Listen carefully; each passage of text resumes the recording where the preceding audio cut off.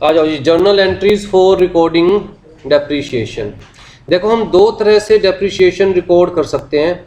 एक तो हम डायरेक्टली डेप्रीशिएशन चार्ज करें एसेट से,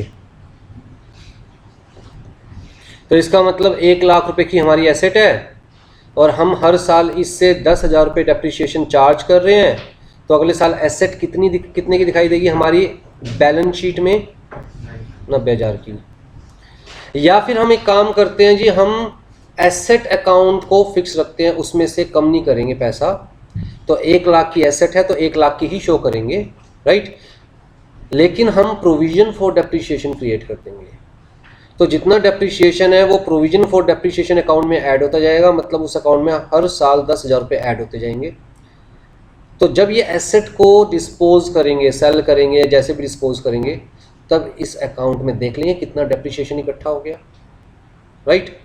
तो बेसिकली पहले केस में क्या है जी, हमारे पास कहता है जब एसेट परचेज कर रहे हो तो एसेट अकाउंट टू कैश या बैंक या पार्टी, जैसे भी आप परचेज कर रहे हो, for charging depreciation at the end of the year,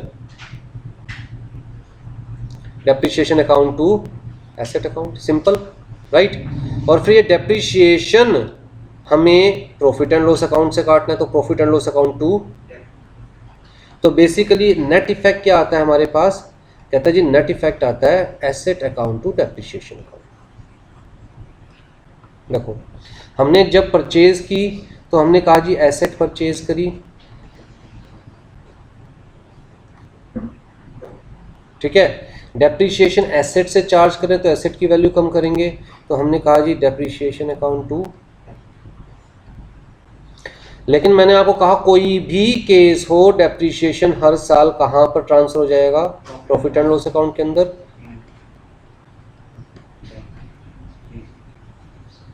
ठीक है, अब कायदे से देखा जाए, ये कट गया, नेट इफेक्ट एसेट का कितना रह गया? कहता है 1,00,000 की थी तो 1,00,000 डेबिट साइड में, 10,000 रुपये डेप्रीशिएशन के नाम का क्रेडिट साइड में आ गया, तो नेट इफेक्ट एसेट का कितना रह गया? और 10,000 रुपये हमारा कहाँ चला गया? ठीक है। अगर हम लोग प्रोविजन क्रिएट कर रहे हैं तो asset account to cash bank या party account at the time of purchase of asset, charging of depreciation, depreciation account to provision for. यहां पर कंपेयर कीजिए,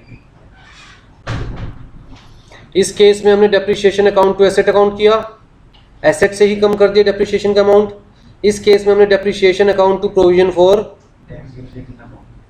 तो हमने एसेट से कम नहीं किए पैसे। एसेट हमारे अकाउंट में कितने रुपए की खड़ी हुई है अभी भी? 1,00,000 रुपए की, ठीक है। 1,00,000 डेप्रीशिएशन 10,000 प्रोवाइड कर रहे हैं। फिर डेप्रीशिएशन को तो हमें प्रॉफिट एंड लॉस अकाउंट से खत्म करना पड़ता है, तो यहां पर हमने प्रॉफिट एंड लॉस अकाउंट से डेप्रीशिएशन को खत्म कर दिया। मतलब एट द एंड हमारे पास एसेट अकाउंट रहा और हमारे पास एक और अकाउंट रहा, क्या? यहां पर एट द एंड हमारे पास कौन सा अकाउंट रहा? डेप्रीशिएशन एंड, तो डेप्रीशिएशन नहीं, सिर्फ एसेट। डेप्रीशिएशन तो खत्म हो जाएगा ना प्रॉफिट एंड लॉस अकाउंट से। तो यहां पर हमारे पास दो अकाउंट रहे और यहां पर हमारे पास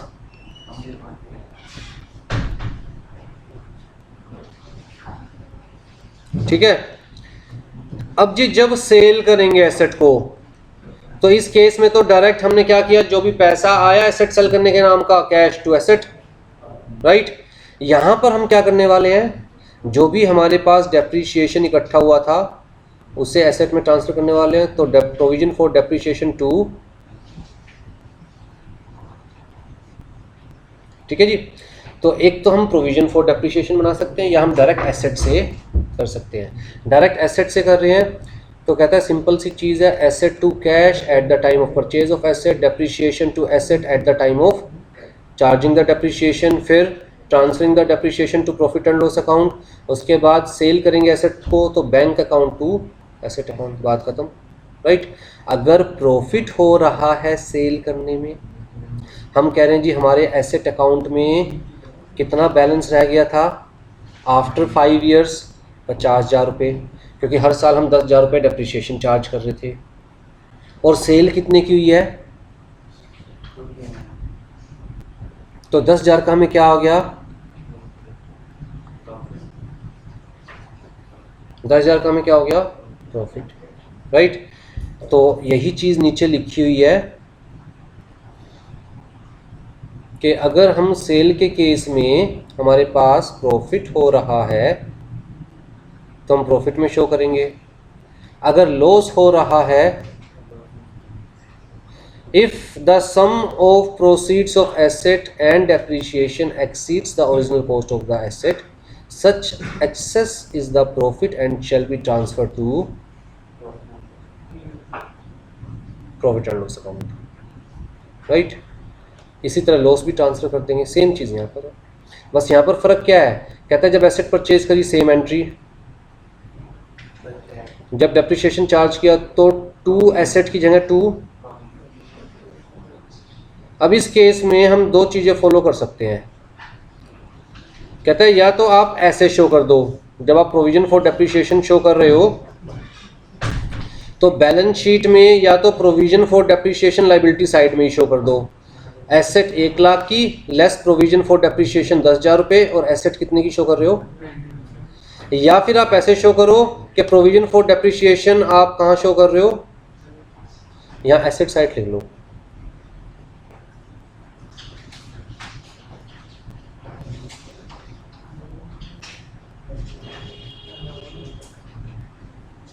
ठीक है, या फिर आप इसे कहाँ शो कर रहे हो?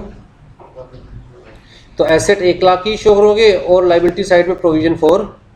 बात तो एक ही है, लेकिन दिस मेथड इज मोर रिकमेंडरी। क्यों? क्योंकि यहाँ पर सामने वाले को क्लियर कट पता चल रहा है कि ऑल्दो एसेट 1 लाख की है लेकिन 10,000 का प्रोविजन फॉर डेप्रिसिएशन भी है, तो नेट वैल्यू एसेट की कितनी है? लेकिन यहाँ पर हो सकता है उसे कंफ्यूजन हो जाए, उसे एसेट तो दिखाई दे रही है 1 लाख की, लेकिन वो एग्जैक्ट प्रोविजन फॉर डेप्रिसिएशन का मतलब ही ना समझ पाए और वो ये फाइंड आउट ना कर पाए कि भैया एसेट कितने की रह गई है, राइट। तो कौन सा मेथड ज़्यादा रिकमेंडरी है? क्लियर है जी? यहाँ तक कोई डाउट? एक बार देख लो नोट्स में।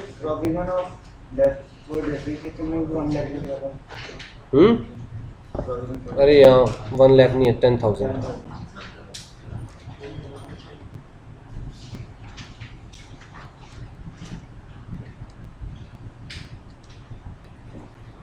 ये 1 लाख नहीं, 10,000 है। ठीक है जी।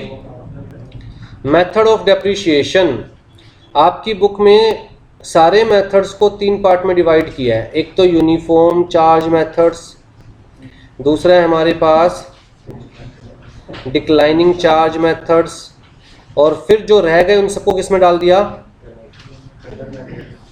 अदर मेथड्स में, right.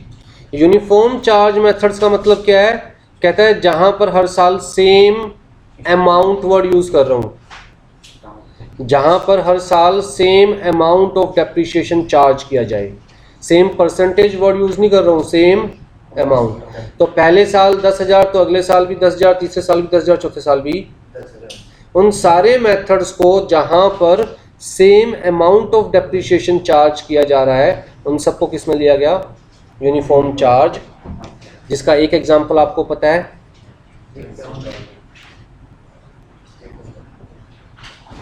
Straight line method, right. जहां पर year after year here asset is depreciated at the fixed rate year after year on the basis of। तो जी हमने एसेट कितने की परचेज की थी? कहता है जी 1 लाख रुपए की, ये ओरिजिनल कॉस्ट है।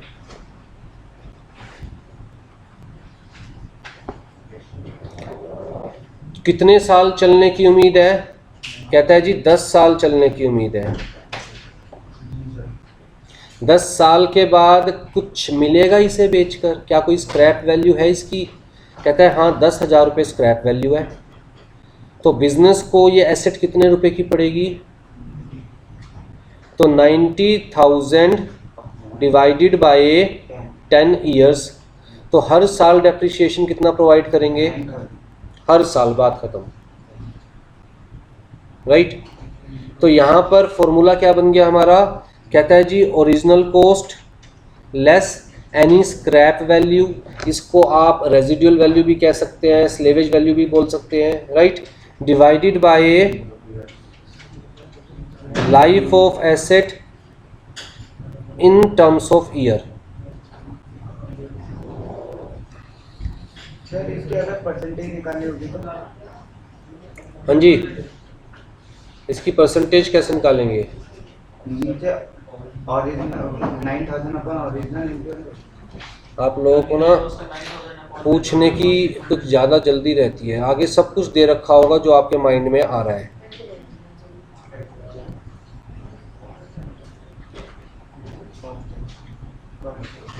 सर ये cost of the original cost होगी ना? हमेशा ओरिजिनल कॉस्ट ही लेंगे in case of straight line method. Fixed installment method के केस में हमेशा क्या लेंगे? Original cost, right. तो सबसे पहली चीज़ यहाँ पर क्या याद रखनी है? कहता है जी दूसरा नाम स्ट्रेट लाइन मेथड, दूसरा नाम straight line method, right. Here asset is depreciated at the fixed rate, हर साल सेम, ईयर आफ्टर ईयर, किसके बेसिस पर? तो फॉर्मूला नीचे दिया हुआ है जहां पर एक्सप्लेन कर रखा है इसे।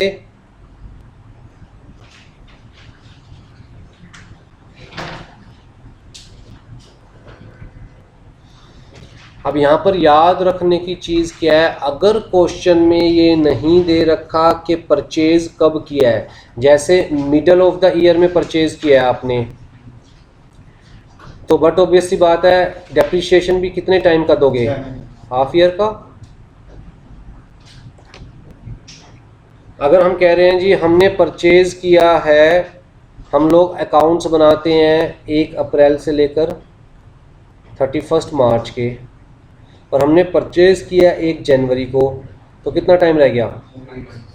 तो डेप्रिसिएशन भी कितने टाइम का प्रोवाइड करोगे? 3 मंथ्स का। चक्कर ये है कि अगर क्वेश्चन में ये नहीं बता रखा कि परचेज कब करी है एसेट, तो एग्जाम्स में आपको क्या लेके चलना है? Middle of the year. When no date of purchase is mentioned, और ये कोई यूनिवर्सल रूल नहीं है, सिर्फ आईसीएसआई में अप्लाई करोगे इसे फाउंडेशन के पेपर में, ठीक है। अगर कोई डेट मेंशन नहीं कर रखी, डेप्रिसिएशन में B charged for on the assumption that asset was purchased in the, तो डेप्रिसिएशन कितने टाइम का? सिर्फ 6 मंथ्स का।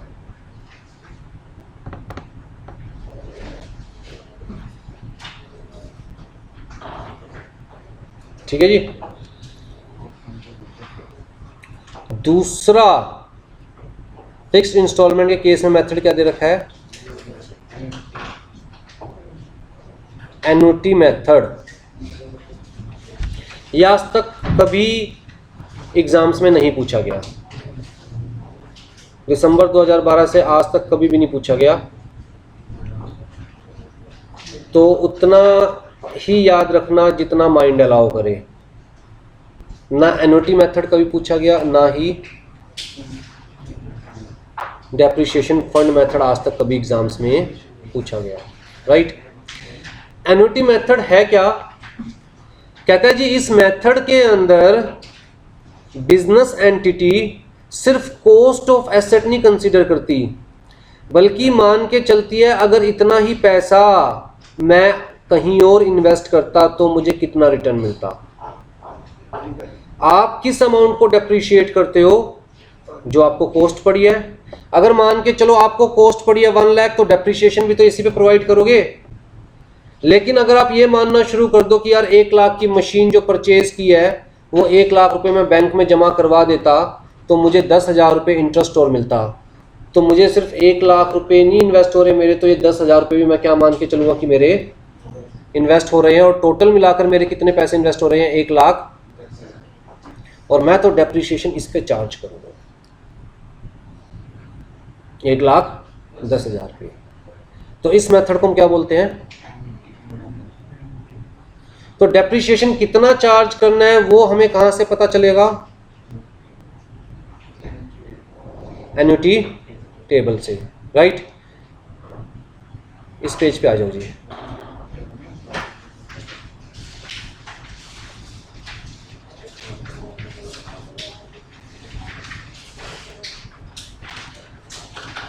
कहते हैं मान के चलो आपने एक लीज होल्ड प्रॉपर्टी परचेज करी है। कितने साल के लिए लीज पे लिया है और कितने रुपए में? 5 लाख रुपए में। इसका मतलब 5 साल बाद ये 5 लाख रुपए जीरो हो गया अकाउंट्स में।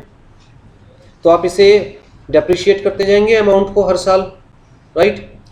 कहता है हमने सोचा है कि हम एन्युटी मेथड के थ्रू डेप्रिशिएट करेंगे इसको यूज करते हुए, और हम मान के चलते हैं कि आज की डेट में अगर ये पैसा बैंक में या कहीं और इन्वेस्ट कर दिया होता तो बिना किसी रिस्क के हमें कितना % इंटरेस्ट मिल जाता? 14%। तो एक तरह से 5 लाख रुपए नहीं मेरे लग रहे हैं यहां पर सिर्फ, बल्कि जो 14% इंटरेस्ट मिलता वो भी लग रहा है मेरा। बात समझ रहे हो? तो अगर मुझे डेप्रिशिएट करना है तो कहता है जी कॉस्ट ऑफ एसेट 5 लाख रुपए प्लस 5 लाख रुपए का 14% इंटरेस्ट 70,000 रुपए, टोटल कॉस्ट कितनी हो गई? इसमें से डेप्रिशिएट करूंगा। तो कैसे डेप्रिशिएट करोगे? कहता है जी एन्युटी टेबल ने कहा कि अगर आपको 1 रुपया डेप्रिशिएट करना है, जब आपको रिटर्न कितने का मिल सकता है? 14% का। तो आपको हर साल कितना डेप्रिशिएट करना चाहिए? अगर 1 रुपया डेप्रिशिएट करने के लिए इतना, तो 5 लाख रुपए डेप्रिशिएट करने के लिए कहता है इसको 5 लाख से मल्टीप्लाई कर देंगे। 1 रुपया डेप्रिशिएट करना है तो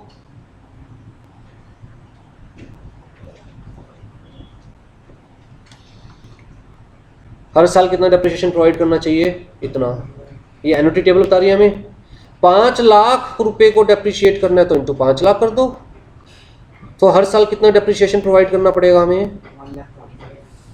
ठीक है, हर साल इतना ही डेप्रिसिएशन प्रोवाइड करेंगे। अब ध्यान से नीचे टेबल देखो।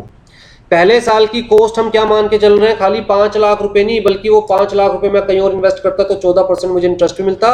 तो मैंने कहा जी मेरी कॉस्ट तो 5,70,000 रुपए, और डेप्रिशिएट कितना करना है वो एन्युटी टेबल ने बता दिया, तो मैंने डेप्रिशिएट कर दिया जितना अमाउंट।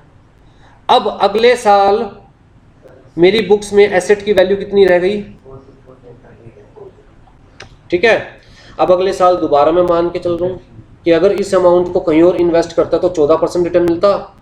तो जी इसका 14% इंटरेस्ट मैंने इसमें ऐड कर दिया, तो टोटल वैल्यू कितनी आ गई? ठीक है, इसमें से डेप्रिशिएट कर दिया वही अमाउंट जो एन्युटी टेबल ने बताया। अब तीसरे साल वैल्यू ये रह गई मेरे अकाउंट्स में। फिर मान के चलूँगा ये पैसा मैं कहीं और इन्वेस्ट करता तो मुझे 14% रिटर्न मिलता। तो इसी अमाउंट का 14% मैंने इंटरेस्ट इसमें ऐड कर दिया, और वैल्यू टोटल कॉस्ट क्या आ गई? डेप्रिसिएशन प्रोवाइड करके अगले साल मतलब 4th ईयर टोटल कॉस्ट। फिर दोबारा इसे 14% पे इन्वेस्ट करता तो इतना इंटरेस्ट मिलता, वो ऐड कर दूंगा, तो टोटल कॉस्ट कितनी आ गई? फिर डेप्रिसिएशन प्रोवाइड किया तो हमारे हाथ में क्या रह गया? 5वें साल। फिर मान के चलूँगा अगर मैं इसे इन्वेस्ट करता तो मुझे इतना इंटरेस्ट मिलता 14% पे, तो टोटल कॉस्ट कितनी हो गई? और डेप्रिसिएशन भी कितना है? तो लास्ट में हमने सारी अमाउंट डेप्रिशिएट कर ली। प्रोसेस समझ में आया? हर साल हम क्या मान के चल रहे हैं कि जो पैसा मेरा एसेट में लगा हुआ है वो पैसा मैं कहीं और इन्वेस्ट करता तो मुझे इतना रिटर्न मिलता। तो खाली पैसा थोड़ी ना एंगेज हो रहा है, वो रिटर्न भी तो मेरी एंगेज होगी जो मुझे नहीं मिल रही। तो टोटल कितनी कॉस्ट पड़ गई मुझे? एसेट की वैल्यू प्लस में इंटरेस्ट हर साल। तो जी इसको डेप्रिशिएट कैसे करना है? कहता है जी ये तो सिर्फ कौन बता सकता है आपको? Annuity table. ठीक है, अब चक्कर ये एन्युटी टेबल पढ़ना आपको सिखाया नहीं जाता, एमसीक्यू में दी जा सकती नहीं एन्युटी टेबल। इस चक्कर में पिछले मतलब दिसंबर 2012 से लेके आज तक इसके ऊपर कोई क्वेश्चन नहीं आया। लेकिन नहीं आया का मतलब ऐसा नहीं है कि आ नहीं सकता। है ना, ऊँट पे बैठे इंसान को भी कुत्ता काट सकता है ना। तो आपको ये ध्यान रखना है कि हमें और ज़्यादा कुछ नहीं, एंट्रीज ध्यान नहीं रखनी, पर कम से कम बेसिक कैलकुलेशन ध्यान रखनी है। वो कैसे पूछ सकते हैं कि जी बताइए अगर 1,00,000 रुपये डेप्रिशिएट करना है तो डेप्रिशिएशन कितना होगा, तो वो आपको क्या देंगे, 1,00,000 रुपये देंगे आपको। कितने टाइम में डेप्रिशिएट करना है वो देंगे। मार्केट से इंटरेस्ट कितना निकाल सकते हो वो देंगे कि 12%, 10%, और एन्युटी टेबल के हिसाब से उतने इंटरेस्ट में उतने रुपए को डेप्रिशिएट करने के लिए आपको कितना डेप्रिशिएट करना चाहिए वो देंगे। तो आपको सिंपली जो ये दिया हुआ है इनटू में जितना अमाउंट आपको डेप्रिशिएट करना है, let's say 2 lakh rupees depreciate करना है तो इनटू में 3 लाख रुपीज़ डेप्रिशिएट करना है तो इनटू में 3 लाख। हमारे एग्जाम्पल में कितना डेप्रिशिएट करना था तो हमने क्या कर दिया, इनटू में। ठीक है, एक तो ये सिंपल सा आ सकता है किस्मत अच्छी रही तो, या फिर ये पूछ सकते हैं बताओ जी 3rd ईयर का डेप्रिशिएशन। अब 3rd ईयर का डेप्रिशिएशन कहते हैं जी पहले मतलब डेप्रिशिएशन तो सेम रहेगा हर साल, 3rd ईयर की बुक वैल्यू। तो 3rd ईयर की बुक वैल्यू कितनी है हमारे केस में, तो यहां तक कैलकुलेट करना पड़ेगा।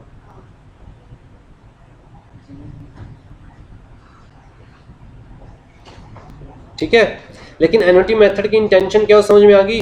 अगर थियोरेटिकली लाइन के हिसाब से, स्टेटमेंट्स के हिसाब से पूछी जाए तो कहता है जी a method where we not only considering the cost of asset but also the return which that cost can fetch from the market.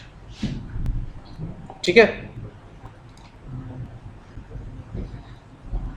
फिर है जी 3rd हमारे पास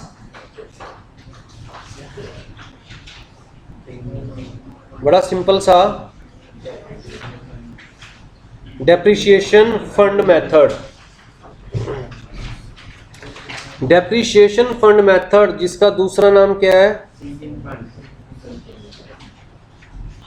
ठीक है, ये मेथड बिजनेस एंटिटी तब यूज करती है जब बिजनेस एंटिटी सिर्फ डेप्रिशिएशन चार्ज नहीं कर रही बल्कि जो डेप्रिशिएशन अमाउंट वो चार्ज कर रही है उससे उठा के अलग से रख देगी गुल्लक में और वो पैसे को आगे इन्वेस्ट करेगी। तो सिर्फ हम डेप्रिशिएशन ऑन पेपर नहीं दिखा रहे, अदरवाइज तो हम क्या कर रहे हैं, हम कह रहे हैं जी 1,00,000 का प्रॉफिट, 30,000 का डेप्रिशिएशन, 70,000 का प्रॉफिट। अरे तुम डेप्रिशिएशन का जो 30,000 रुपये वो क्या अलग से उठा के रख रहे हो, जब एसेट परचेज करनी पड़ेगी 5 साल बाद तो वो 30,000 अभी तो शो कर रहे हो लेकिन क्या उसके लिए कुछ प्रोविजंस बना रहे हो या उसे अलग से उठा के रख रहे हो।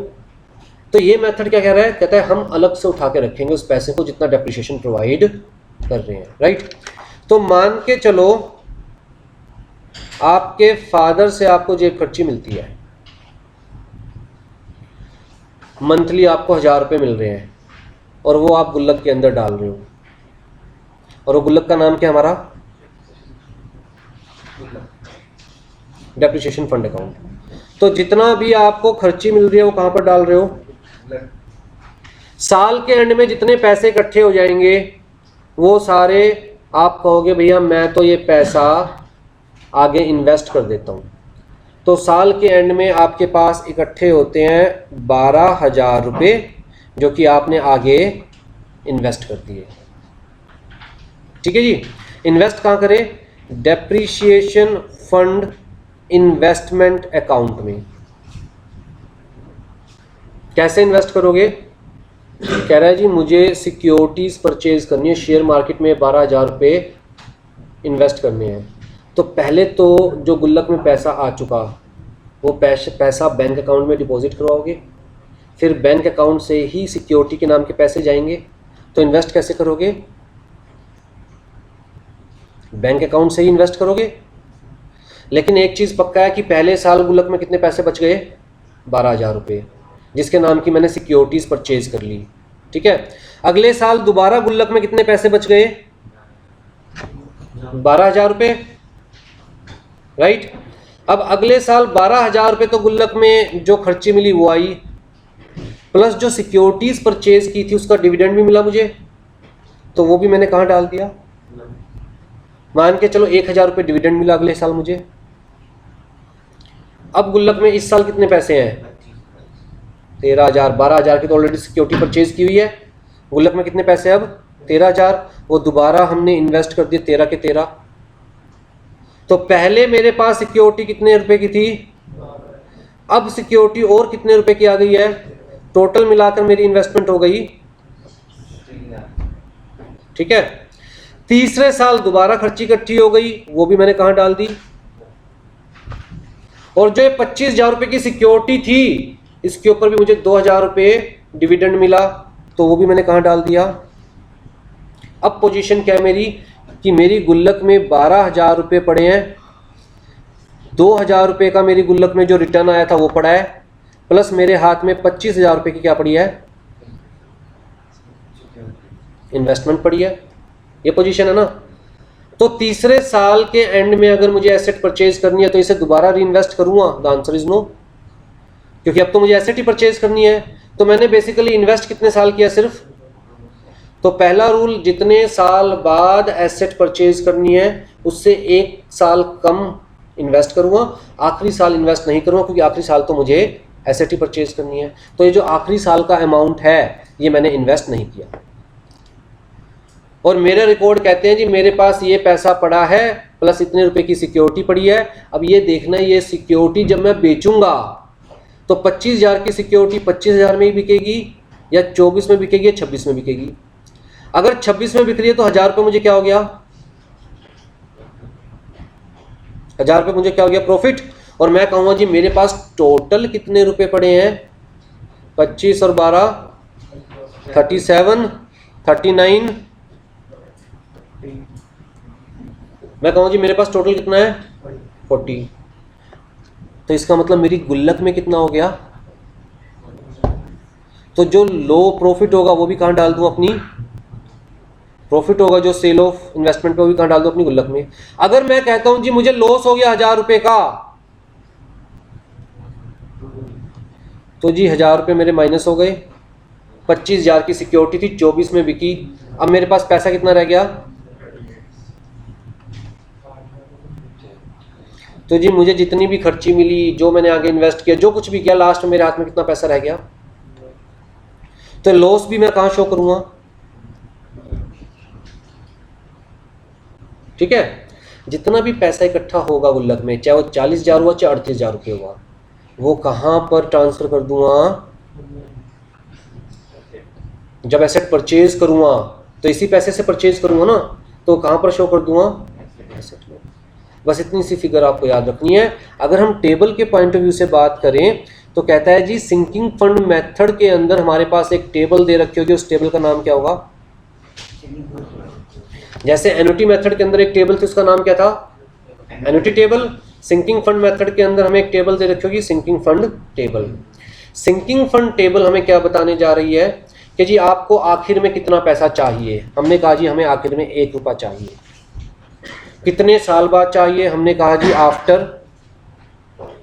3 इयर्स। अच्छा, जो आप हर साल पैसा निकाल के आगे इन्वेस्ट करोगे उस पर कितना रिटर्न मिलने की उम्मीद है, हमने कहा जी 12%। कितना रिटर्न मिलने की उम्मीद है, तो सिंकिंग फंड टेबल हमें बताएगी कि अगर इन्वेस्टमेंट 12% है तो 3 साल बाद 1 रुपया पाने के लिए कितना इन्वेस्ट हर साल करना है। तो सिंकिंग फंड टेबल ने कहा जी आपको कितना इन्वेस्ट हर साल करना है, तो हम 3 साल बाद 1 रुपया चाहते हैं, तो हर साल 0.296349 इतना इन्वेस्ट करेंगे हर साल। तो ये क्या हो गया मेरा, जो हर साल मैं निकाल रहा हूं, ये तो डेप्रिसिएशन है ना, जो हर साल मैं अपने बिजनेस से निकाल के आगे इन्वेस्ट कर रहा हूं। और अगर मुझे चाहिए 50,000 रुपये तो मैंने वही काम करना है इनटू में, तो हर साल मैं कितना डेप्रिसिएशन निकालने वाला हूं,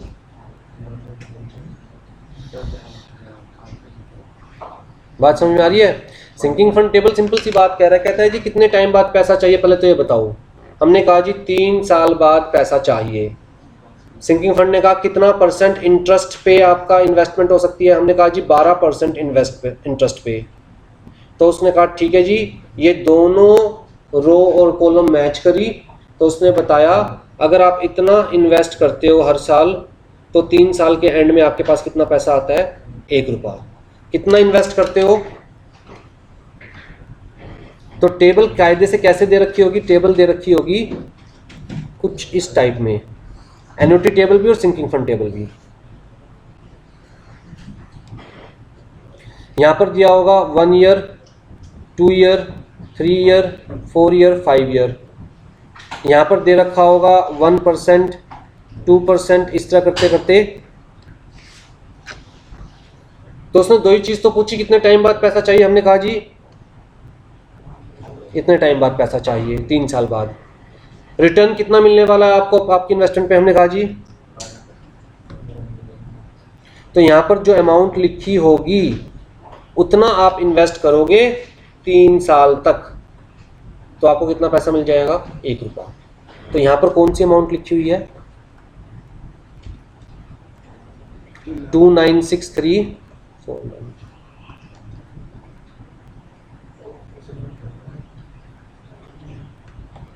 अगर बाई चांस टेबल दे भी दे, वैसे तो पॉसिबल नहीं एमसीक्यू पैटर्न में, दे भी दे तो हमें इस तरह से रीड करना है। अब इसका मतलब है इतना अमाउंट अगर हर साल हम निकाल के आगे इन्वेस्ट कर दे तो 3 साल की आखिर में हमारे पास कितना पैसा होगा। ये टेबल बनाई ही ये सोच के गई है कि आप इन्वेस्ट 2 साल करने वाले हो, तीसरे साल वाली अमाउंट तो आप आगे इन्वेस्ट करोगे ही नहीं, क्योंकि तीसरे साल के एंड में तो आपको एसेट परचेज करनी है। तो ये सोचते हुए इसने अमाउंट बताया है कि जी आप इतना अमाउंट निकालो, आगे इन्वेस्ट करो, 3 साल के एंड में आपके पास 1 रुपया होगा। अगर आपको 50,000 रुपये चाहिए 3 साल के एंड में, अगर आपको 5 लाख रुपए चाहिए 3 साल के एंड में, तो इसी अमाउंट को किससे मल्टीप्लाई कर दो? ठीक है। तो जी देखो, अगर हम यहां देखें, पहले इस चीज को देखो, पहले साल के एंड में डेप्रिसिएशन कितना चार्ज किया? सिंकिंग फंड टेबल ने बताया कितना डेप्रिसिएशन आप चार्ज कर लो।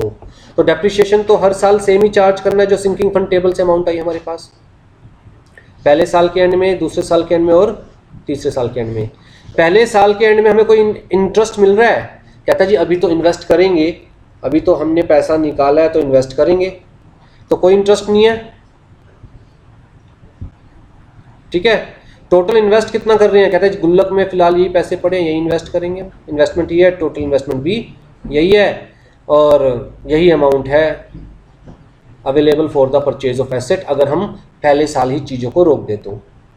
कहता है अगर हम दूसरे साल तक जा रहे हैं तो इस अमाउंट को हमने इन्वेस्ट किया, ये जो अमाउंट हमने डेप्रिसिएशन का लिया था पहले साल, उसको इन्वेस्ट किया, अगले साल ये डेप्रिसिएशन प्लस पहले साल का इंटरेस्ट, तो टोटल मिला के कितना हो गया भाई? ये जो पहले साल का डेप्रिसिएशन इन्वेस्ट किया था उसका इंटरेस्ट प्लस अगले साल का डेप्रिसिएशन, तो टोटल मिला के कितना हो गया ये अमाउंट? टोटल इन्वेस्टमेंट कितनी होगी? अगर इसको भी इन्वेस्ट कर देते हैं, कहता है पहले साल ये इन्वेस्ट किया था, अगले साल ये इन्वेस्ट किया, टोटल इन्वेस्टमेंट कितनी हो गई? ठीक है। तीसरे साल कहता है ये डेप्रिसिएशन दोबारा चार्ज करेंगे, इंटरेस्ट, तो हमारे पास टोटल कितना हो गया जी? इन्वेस्टमेंट प्लस अगले, मतलब ये तो है ही है हमारे पास, इन्वेस्टमेंट हमारे पास ये थी, इंटरेस्ट हमें मिला और तीसरे साल का डेप्रिसिएशन, तो हमारे पास अमाउंट कितना आ गया? 50,000 रुपये, राइट। तो अगर इस ग्राफ को देखते हैं तो हम पहला डेप्रिसिएशन चार्ज कर रहे हैं eight the end of first year, फिर उसे आगे इन्वेस्ट कर रहे हैं, अगले साल दोबारा डेप्रिसिएशन चार्ज कर रहे हैं, प्लस हमारे पास पहले साल की इन्वेस्टमेंट पे इंटरेस्ट, तो तीसरे साल टोटल इन्वेस्टमेंट कितनी हो जाएगी हमारी? पहले साल ये इन्वेस्टमेंट थी, अगले साल इन दोनों को इन्वेस्ट कर दिया, तो टोटल इन्वेस्टमेंट कितनी हो जाएगी? Second year. ठीक है। अब इस इन्वेस्टमेंट पे हमें दोबारा 1 साल का क्या मिलेगा? इंटरेस्ट, जो कि कितना बनेगा? ठीक है। तो तीसरे साल एंड में दोबारा डेप्रिसिएशन चार्ज करेंगे, प्लस हमें इंटरेस्ट मिला अपनी इन्वेस्टमेंट पे, प्लस हमारे पास ये इन्वेस्टमेंट भी तो है, तो टोटल मिलाकर अमाउंट कितना हो गया? अब क्या हम इसे तीसरे साल दोबारा इन्वेस्ट करेंगे? द आंसर इज नो, क्योंकि तीसरे साल के एंड में तो हमें एसेट ही परचेज करनी है। क्लियर है जी?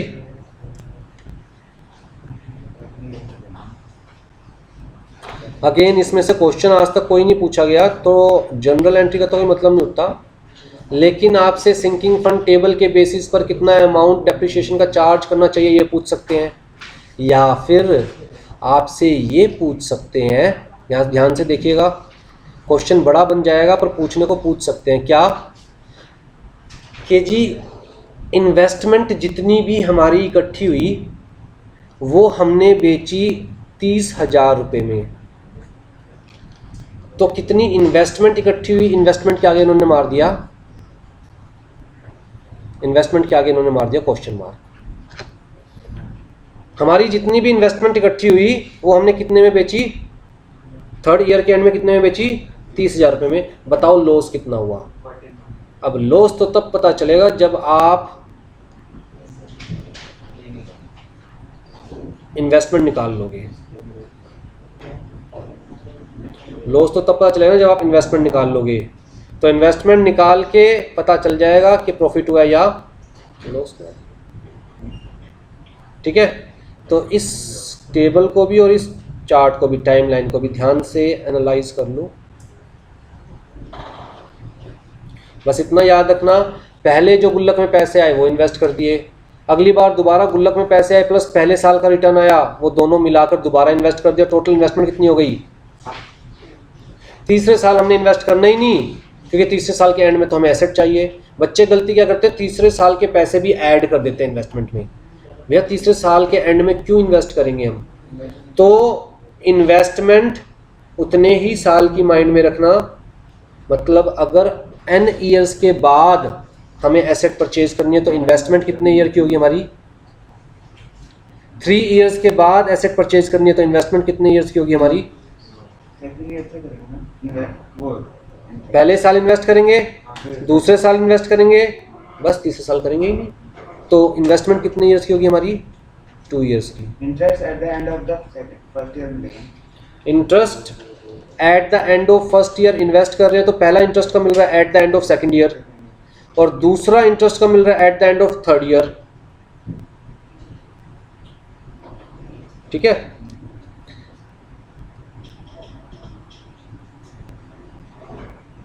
फिर हमारे पास एक मेथड है इंश्योरेंस पॉलिसी मेथड। ये तो सिंपल सा मेथड है और इसमें से क्वेश्चन पूछ भी नहीं सकते। क्यों नहीं पूछ सकते, कहता है जी आपको 3 साल बाद 60,000 रुपये चाहिए एसेट परचेज करने के लिए, आप इंश्योरेंस कंपनी के पास जाते हो कि जी हमें 3 साल बाद 60,000 रुपये चाहिए, बताओ कितना प्रीमियम देना है हर साल। इंश्योरेंस कंपनी वाले कह रहे हैं जी आप एक काम कीजिए 29,000 रुपीज़ हर साल प्रीमियम दे दीजिए। तो आप हर साल कितना प्रीमियम पे कर रहे हैं, टोटल मिला के कितना प्रीमियम हो गया, और आपको 3 साल के बाद मिल कितने जाने हैं। तो इसमें तो कुछ दिमाग मारने वाली बात ही नहीं, कैलकुलेशन करने वाली बात ही नहीं, क्योंकि डेप्रीशिएशन नहीं कैलकुलेट करना, क्या कैलकुलेट करना है कि कितना पैसा चाहिए, उसके हिसाब से इंश्योरेंस कंपनी वाले बता देंगे कितना प्रीमियम आप हमें पे। बस फर्क क्या है इस मेथड में और बाकी मेथड्स में, फर्क क्या है, इंश्योरेंस पॉलिसी मेथड के अंदर इंश्योरेंस प्रीमियम साल के शुरुआत में पे किया जाता है, जबकि डेप्रीशिएशन साल के एंड में चार्ज किया जाता है। राइट, इंश्योरेंस पॉलिसी मेथड के अंदर इंश्योरेंस प्रीमियम साल के शुरुआत में दिया जाएगा और बाकी मेथड्स के अंदर डेप्रीशिएशन साल के एंड में चार्ज किया जाएगा। पहले यहां तक देखो, कोई डाउट हो तो। ये अभी हमने कौन से मेथड करे हैं, यूनिफॉर्म,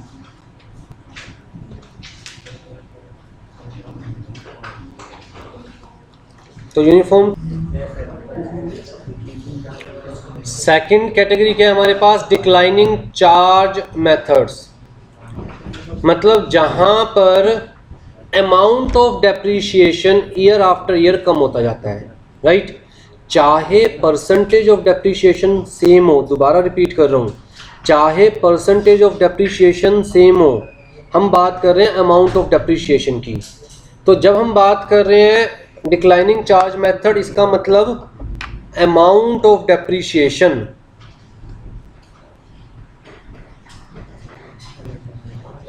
तो क्वेश्चन में कंफ्यूज कैसे किया जाएगा, क्या परसेंटेज ऑफ डेप्रीशिएशन डिक्लाइन करते हैं, द आंसर इज मे और may not, but amount decline होता है। राइट, हाँ जी, और अप्लाई कब करते हैं मेनली इन मेथड्स को, when the asset becomes old and receipts, asset से आना कम हो गया है, ठीक है। या when it is necessary to charge depreciation according to assets expected earning, ज़्यादा अर्निंग शुरुआत में ज़्यादा एफिशिएंटली काम करेगी तो पहले ज़्यादा डेप्रिशिएट कर दो, बाद में कम एफिशिएंटली काम करेगी तो बाद में कम डेप्रिशिएट कर दो, राइट। हाँ जी, इनमें सबसे पहला मेथड कौन सा हमारे पास, diminishing balance method, also known as reducing balance method, decreasing balance method, जो मर्जी बोल लीजिए, right. Here asset is depreciated at a fix rate. अब देखिए यहाँ पर परसेंटेज सेम है हर साल, लेकिन अमाउंट हर साल कम होता जाएगा। क्यों कम होता जाएगा? कहता है जी एसेट पे डेप्रिशिएशन बुक वैल्यू के बेसिस पर चार्ज कर रहे हैं, ओरिजिनल कॉस्ट के बेसिस पर नहीं, बुक वैल्यू के बेसिस पर, राइट। तो इसका मतलब क्या हुआ,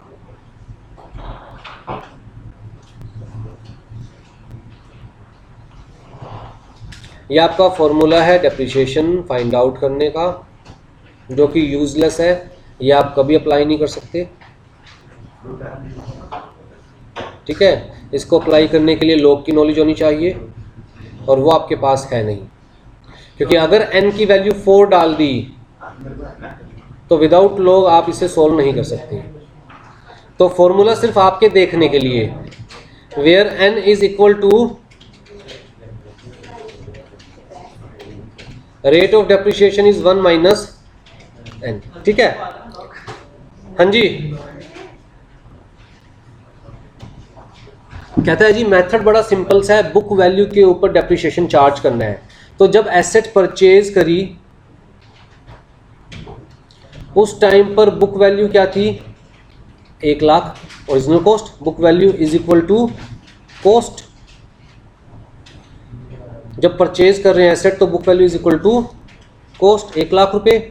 हमने कहा जी 10% डेप्रिशिएशन चार्ज करेंगे, तो 10% डेप्रिशिएशन कितना हो गया, तो अगले साल बुक वैल्यू क्या रह गई, फिर 10% डेप्रिशिएशन चार्ज करेंगे। तो इसका मतलब पहले साल डेप्रिशिएशन कितना चार्ज किया, अब अमाउंट कम हो गया, फिर दोबारा 10% चार्ज करेंगे,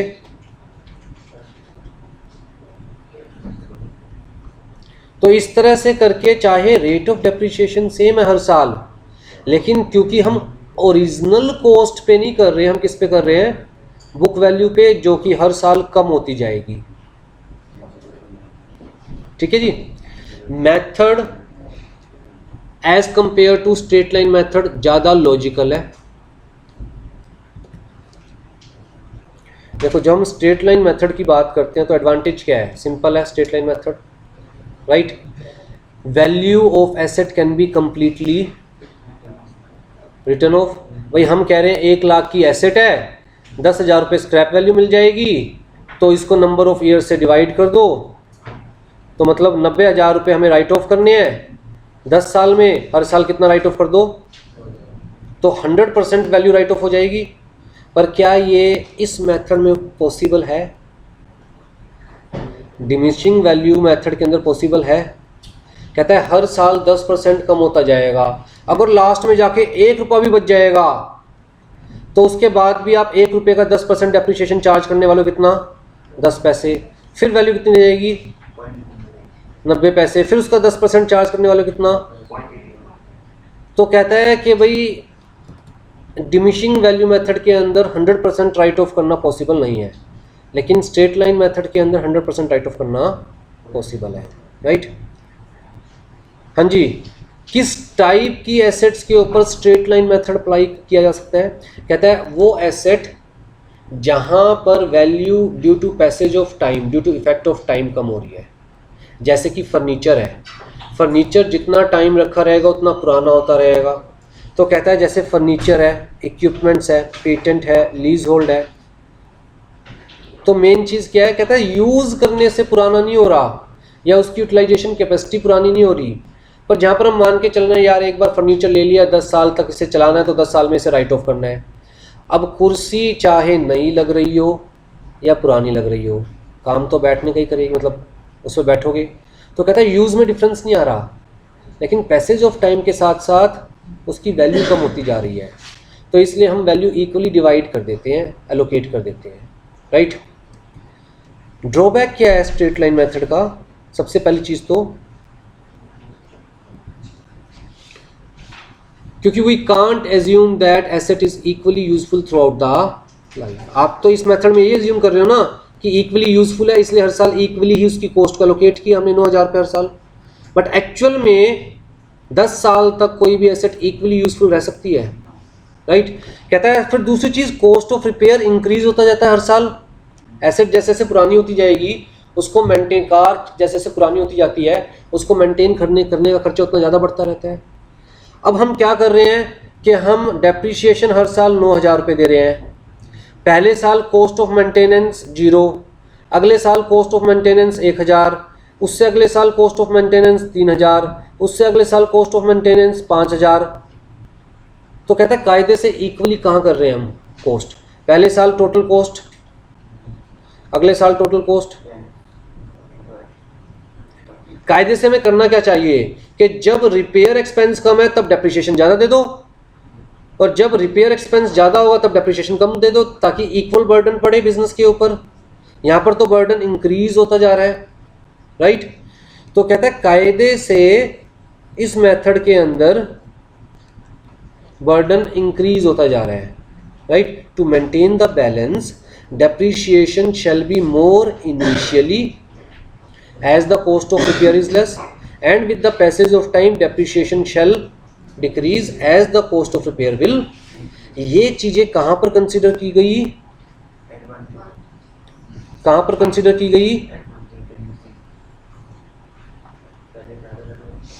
कहता है डिमिनिशिंग बैलेंस मेथड के अंदर पहले साल कितना डेप्रिसिएशन? 1 लाख का 10%, अगले साल कितना डेप्रिसिएशन? 90,000 का 10%, फिर अगले साल कितना डेप्रिसिएशन? तो डिमिनिशिंग बैलेंस मेथड के अंदर डेप्रिसिएशन टाइम के हिसाब से कम होता जा रहा है, कॉस्ट ऑफ रिपेयर बढ़ती जाएगी। पहले साल कॉस्ट ऑफ रिपेयर क्या लेके चले थे हम? 0। अगले साल कितनी लेके चले थे? 1,000। उससे अगले साल कितनी लेके चले थे? 3,000। तो लगभग सेम कॉस्ट ही रह रही है हमारे पास। तो ये ज़्यादा लॉजिकल है और बिजनेस पर लगभग इक्वल बर्डन पड़ेगा हर साल, राइट। तो इसके एडवांटेज में क्या है? कहता है simple and easy logical depreciation goes on decreasing year after year,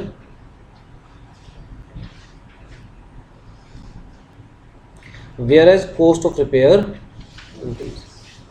right. Further हम कहते हैं जी आज के टाइम में मॉडर्न वर्ल्ड में हर चीज़ बड़ी तेज़ी से चेंज हो रही है, चाहे वो मोबाइल है या सिंपल जूते चप्पल, टेक्नोलॉजी चेंज हो रही है।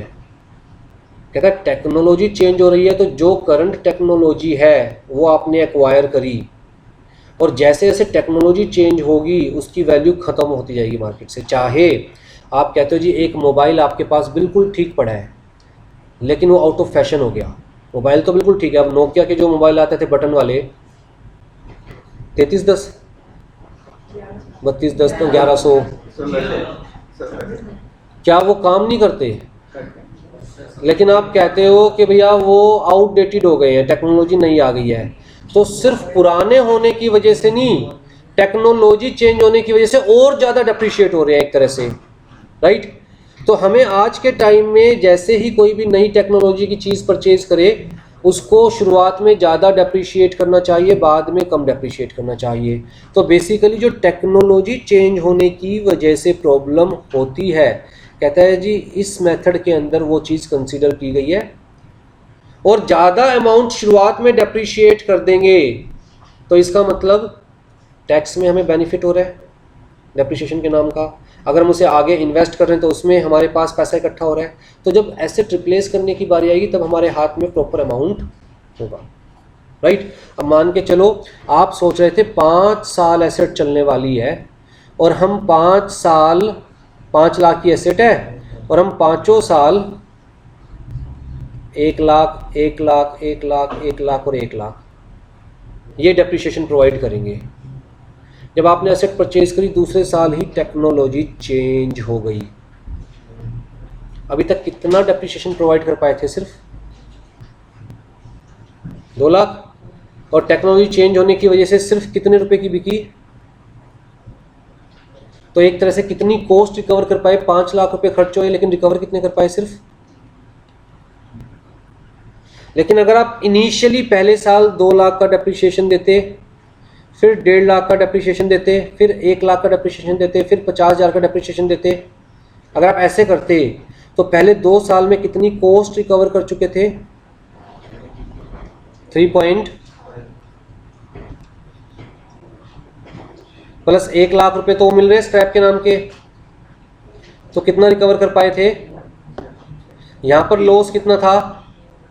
यहां पर लॉस कितना रह गया? सिर्फ 50,000 का।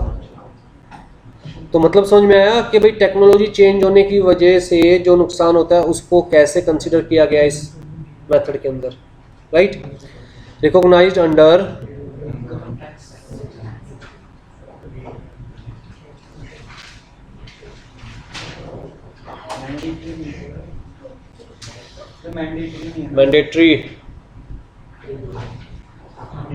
Mandatory except in case of electricity companies. और इसका वो कौन सा सेक्शन वगैरह कुछ है? बेटा जितना याद रख सकते हो उतना दिमाग पे जोर डालो। डेप्रिसिएशन का section 32 of income tax act है, लेकिन जितना याद रख सकते हो उतना दिमाग पे जोर डालो, क्योंकि मुझे नहीं लगता कि अभी तक उतना भी जोर डल रहा है जितना डलना चाहिए। अगर उतना डल रहा होता तो कम से कम 90% मार्क्स आते टेस्ट में।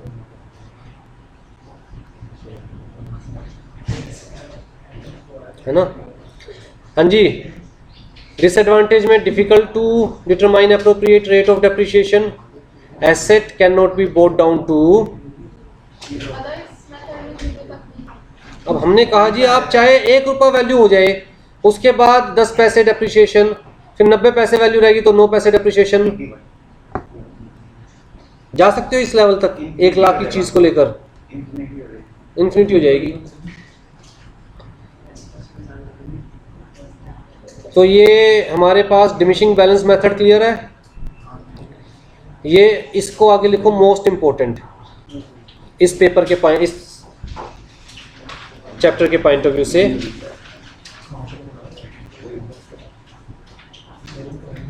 मोस्ट इंपॉर्टेंट और साथ में लिखो मोस्ट सिंपल।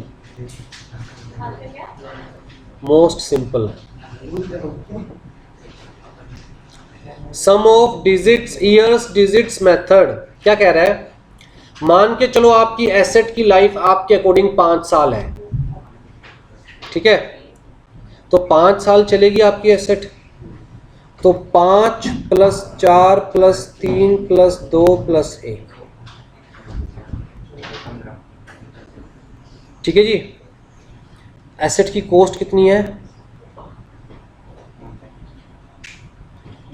तो पहले साल का डेप्रिसिएशन इनटू में 5, पहले साल ज़्यादा डेप्रिसिएशन कर रहे हैं। हमने टोटल कॉस्ट को कितने पार्ट्स में डिवाइड कर लिया? कहता है जो डिजिट है ना उसको ऐड कर दो, सम ऑफ ईयर्स डिजिट, जो डिजिट बैठ रहे हैं उनको ऐड कर दो। टोटल कितना बैठा ये? 15। टोटल कॉस्ट को जो ईयर्स के डिजिट्स बैठ रहे हैं उनसे ऐड कर दो आप, ठीक है? और पहले साल, अगले साल, उससे अगले साल,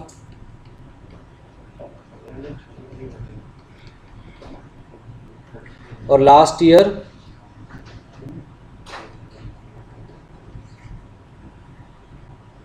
तो पहले साल ज़्यादा डेप्रिसिएशन, अगले साल उससे कम, अगले साल उससे कम, अगले साल उससे कम, और लास्ट साल तो, ठीक है? अगर आपको क्वेश्चन दिया जाए कि जी एसेट की लाइफ कितनी है 7 इयर्स, तो आपने क्या करना है? 7 + 6 + 5 + 4 + 3 + 2 + 1, कितना बैठा?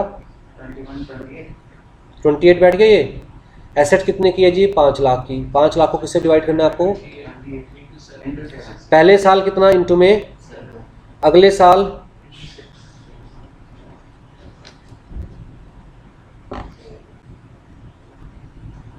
तो सबसे आसान पर एमसीक्यू बनता है, जैसे कि आपसे पूछ लेंगे बताओ जी 3rd साल का डेप्रिसिएशन कितना है, तो ये तो फर्स्ट ईयर का, ये सेकंड ईयर का, थर्ड ईयर का कितना हो गया?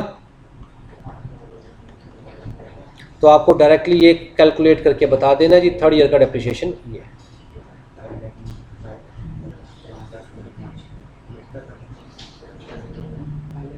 अगर आपसे कहा गया जी 3 साल एसेट चलनी है तो 3 + 2 + 1 कितना हो गया? 6। 1 लाख की एसेट है तो 1 लाख डिवाइड बाय, तो पहले साल, अगले साल, उससे अगले साल,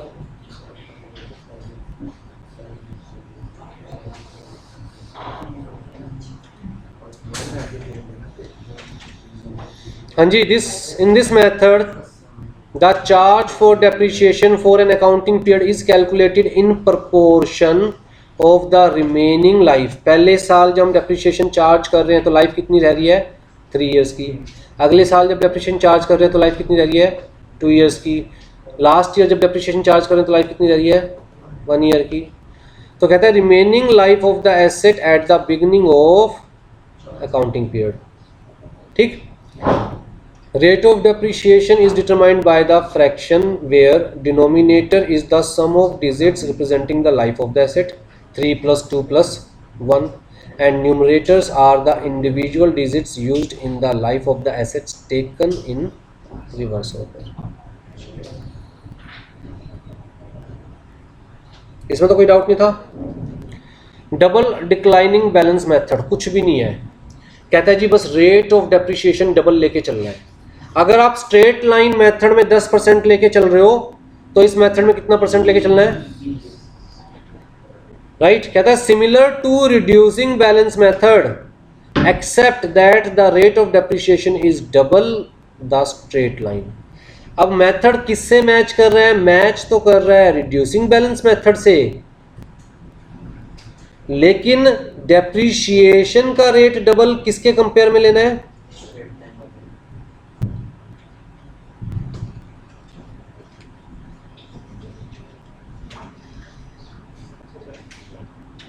और कुछ भी नहीं करना।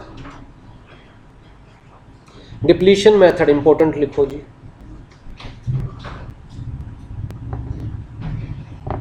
डिप्लीशन, धीरे धीरे सामान कम होता जा रहा है।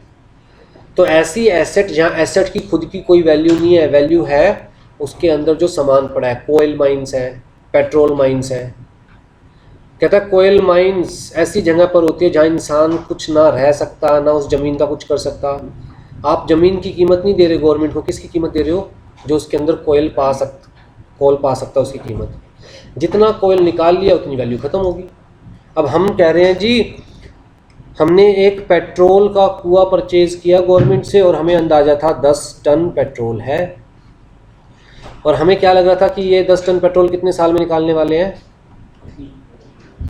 कितने का परचेज किया? पहले साल ही दिल ललचाया, पूरा का पूरा पेट्रोल निकाल लिया, तो पहले साल ही वैल्यू क्या रहेगी इसकी? 0। 100% डेप्रिशिएट हो गया। पहले साल 10% ही पेट्रोल निकाला किसी वजह से, तो कितना डेप्रिशिएट हो गया? 90% अभी वैल्यू रहती है। तो इस केस के अंदर कोई फिक्स का चक्कर नहीं है कि इतना % डेप्रिशिएट होगा जी या इतना अमाउंट डेप्रिशिएट होगा। जितना आपने सामान निकाल लिया उतना डेप्रिशिएट हो गया, बाकी वैल्यू रहेगी। राइट। तो हमने क्या किया? हमने किया जी 1 करोड़ रुपए में 10 टन। ये क्या आ गई? पर टन। जितना टन निकाल लिया उससे मल्टीप्लाई कर दो, अमाउंट ऑफ डेप्रिशिएशन आ गया। या सिंपलेस्ट वर्ड में कहूँ तो जितना आपने सामान निकाल लिया उतना डेप्रिशिएट हो गया, बाकी अमाउंट रहेगी। तो आपको यहाँ पर 2 चीज़ें याद रखनी है। पहली चीज़ कि किस टाइप के एसेट में ये मेथड यूज़ किया जाता है।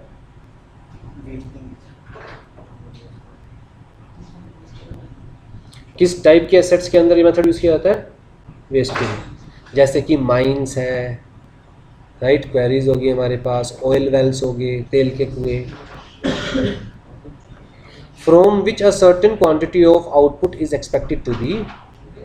रेट ऑफ डेप्रिसिएशन क्या है? कहता है total cost of asset upon में टोटल यूनिट। तो पर यूनिट कॉस्ट आ गई हमारे पास। जितनी यूनिट खागे इनटू में उतनी unit depreciation. Machine hour rate important है जिसमें से क्वेश्चन पूछा जाता है।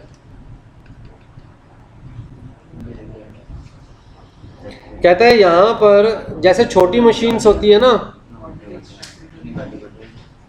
छोटी मशीन्स के केस में हम लोग पर आर के हिसाब से अंदाजा लेके चलते हैं, भाई ये मशीन 3000 घंटे चल जाएगी या ये मशीन 3000 यूनिट का आउटपुट निकालेगी। तो अगर आपको आर्स दे रखे हैं या फिर आपको हम कह रहे हैं जी मशीन कितने टाइम चल जाएगी, 3000 आवर्स, कितने की मशीन है, 30,000 रुपीज़ की, तो पर आवर वैल्यू क्या बैठ गई। अब देख लो इस साल कितने आवर चल चुकी मशीन, अगर इस साल 100 घंटे चल चुकी तो इनटू में 10 per hour is equal to कितनी वैल्यू डेप्रिशिएट हो गई, सिंपल सा। ठीक है। इसी तरह अगर मान के चलो आपको कहा जा रहा है जी 50,000 रुपये की मशीन है, कितने यूनिट तक चलने की उम्मीद है, कहता है इससे मैक्सिमम 500 यूनिट्स प्रोड्यूस होंगे, तो पर यूनिट क्या वैल्यू बैठ गई, तो जितनी यूनिट प्रोड्यूस करी इस साल उतना डेप्रिशिएट हो गया। मान के चलो इस साल यूनिट प्रोड्यूस करी 7, तो डेप्रिशिएट कितना हो गया, 700 रुपये। भाई जितना यूज कर लिया उतना डेप्रिशिएट हो गया, सिंपल सी बात।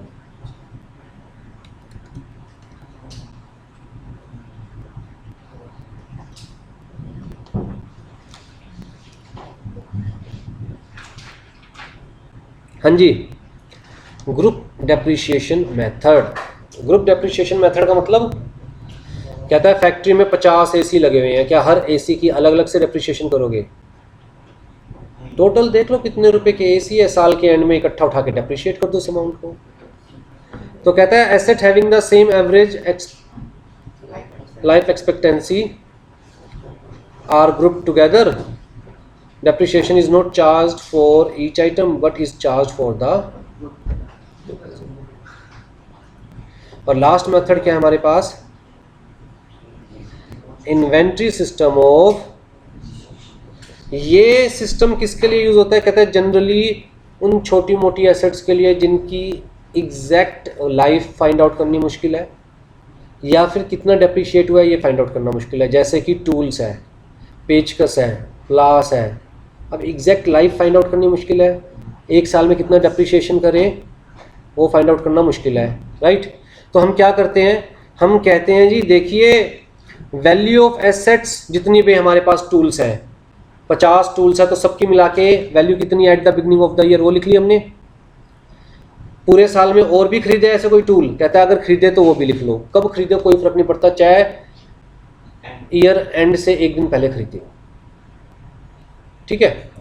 तो कहता है जो खरीदे वो भी, हमारे पास 1 लाख के टूल्स थे जी शुरुआत में, हमने 20,000 के टूल्स और परचेज करे, टोटल मिला के कितने टूल्स हो गए हमारे पास, 1,20,000 रुपये के, ठीक है। बस ये बता दो जी, ये बता दो जी बस कि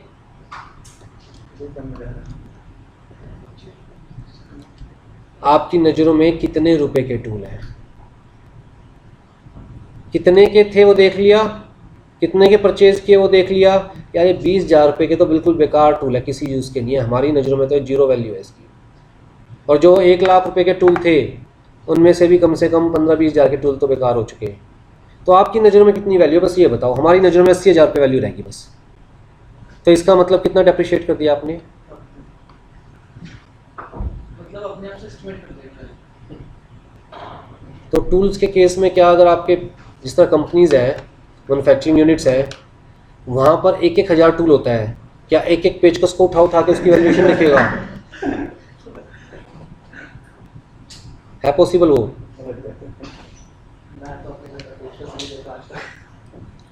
ठीक है जी, आ जाओ जी क्वेश्चन करो,